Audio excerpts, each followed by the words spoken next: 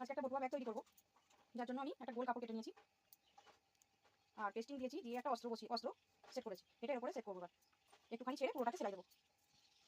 সেলাই হয়ে গেছে এতটা, এইটুকুনি ছেড়ে রেখেছি। এবার আমি এটা উল্টে নেবো।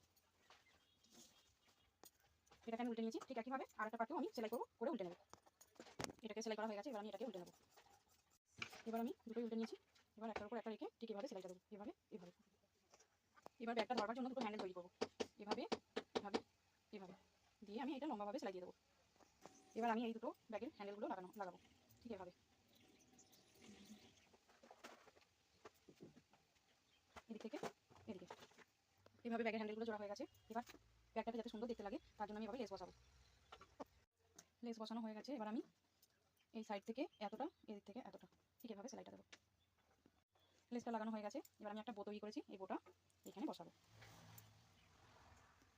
আমার ব্যাগ